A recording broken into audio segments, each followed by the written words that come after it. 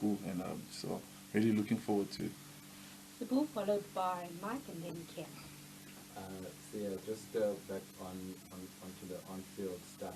Did you get any sort of message from Rassi about the move and telling him about the plans, and did he congratulate you or thank kiss your feet for not going over? No, but Coach Rassi doesn't like talk a lot, or and only when I did speak to him, all he said, like just make sure the main thing stays the main thing, and that's his main thing.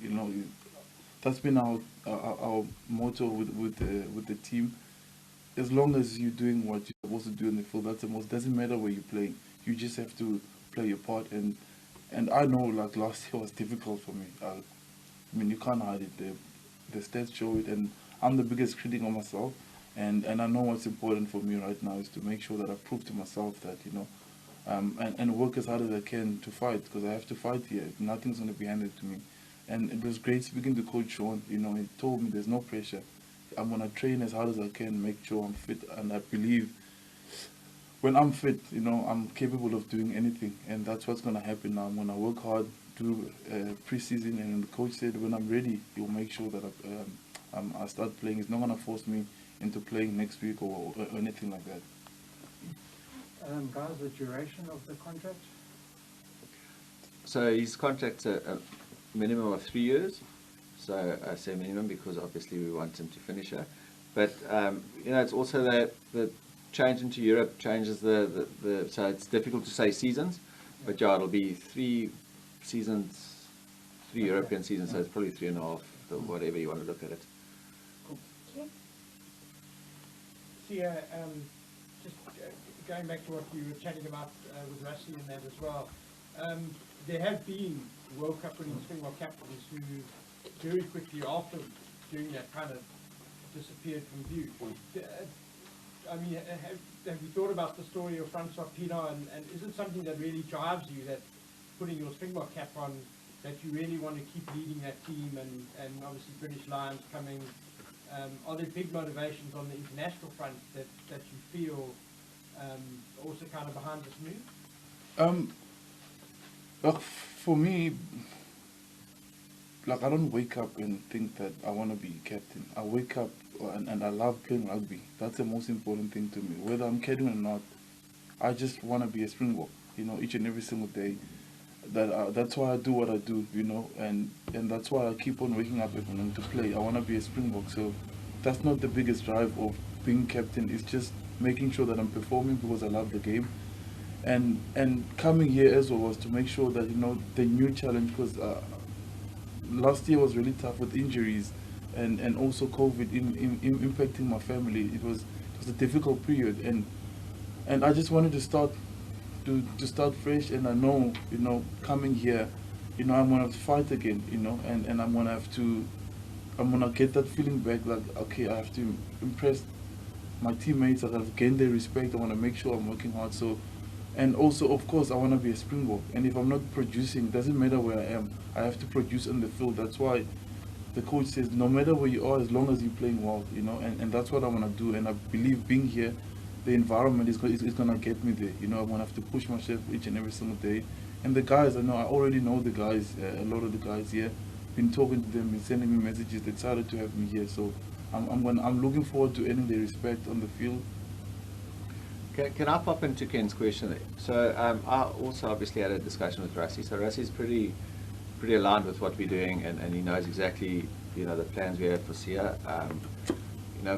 And to your question, if we create an environment for Siya to thrive, and we take the pressure off, and we put the support around him, we know that he's the best leader in world rugby. We know that he will demand his place in any team that he plays in. So there's a shared responsibility here, and I think it's not, we don't bring Siya Kolisi all the way from Cape Town to say, listen, okay, now you're here, welcome to Durban, there's North Beach, there's Belita, and row your boat. We're going to walk this path with him, and as we do with all our players. So it'll be positive, and sorry that I hijacked your question, but I just wanted to get that out. Your comment, Sean? The signing of Kolisi, what does this say, or does it give you even more reason to say that the Sharks are the most transformed team in the country? And then also secondly, with everybody thinking that the Sharks and the Bulls will basically dominate domestic rugby for the next few years, how does the signing relate to that? I'm pausing because I'm thinking about your question. Okay, so I think the first thing, let's answer the easy one, the Bulls and the Sharks. I think we're in two different trajectories. You know, like we've got a bottom-up approach, and just signing the Springbok captain probably contradicts myself. You know, but we invested very much in our young players. You know, and like now we're adding a little bit of experience and guidance along them. So, are we going to be one of the most successful franchises for a long time to come? I really hope so. We didn't sign Siya to fast track anything. You know, on your question on transformation, you know, we are proudly South African team. You know, we have managed to build integrity in our squad. So I can honestly say, if Siya was a white player, you would still be sitting here, because in our squad we're way past signing black players to make up numbers. You know, we believe that for a team to perform on the field as a collective unit, there has to be trust and integrity, and I think that's what we've managed to build in our squad, and that's what we will keep on building into our squad. So, yeah. Michael, followed by Sim. So it's kind of similar vein, but what does it say about the Sharks that you were able to attract someone of Siya's reputation and ability? What does it say about the Sharks? And as a unit and as a team? Well, I think hopefully it says that you know, we're competing. You know, I don't think Siya Kolisi will come to a franchise that's wobbling, that's maladministrated, that's got a lack of quality in their coaching staff or in their player corps. So I think it means it's an endorsement that we're in the right direction. Are we there? No, we're not there. We're far from there. You know, it says about the Sharks that we're progressive, and I think that's and we're positive, because this is a positive thing. You know, it's positive for us to attract the World Cup winning Springbok captain, just as it is positive to attract 9, 10 SA schools players, you know, because they see a different pathway and they all see a future here. And I think that's where we want to be, and that's, I believe, where we keep on going. Sim. Siya, earlier you mentioned that the numbers of line, every man in his job is going to stab at why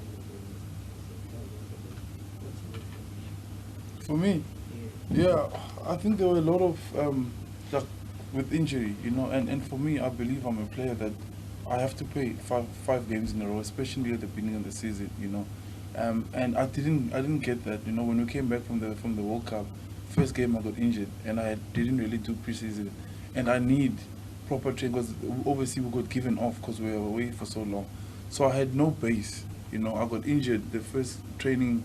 I think the first training week my hamstring went, and then I healed a little bit, and then I played, and then my knee went, and then the season was stopped when after I got injured with the first game, and then when I came back, I think I hurt my hamstring a little bit.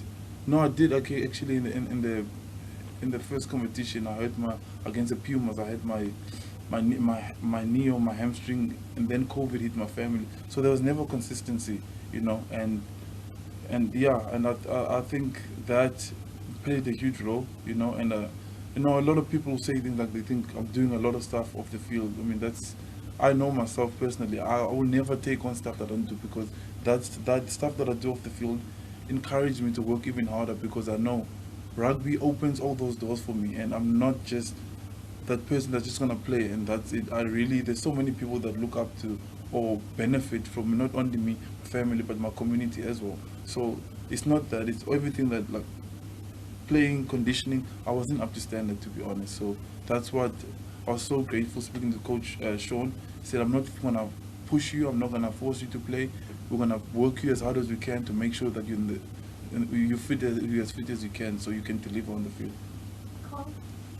Yeah, so, it's still early days here, just alive, but have you thought of any community development projects or development? No, all I've thought about is... with your old in Western Province? No, obviously that's important, but all I'm thinking about is Jimmy, because he looked very excited to get me on the field. He was looking at me, how my shape is looking, and talking to coach, and I mean, the most important thing right now is to make sure I'm fit and I'm ready to play and I can get on the field and spending time with my teammates, you know, and obviously and everything else that the team is doing, I'm going to be part of. But the main focus is rugby right now. Any further questions?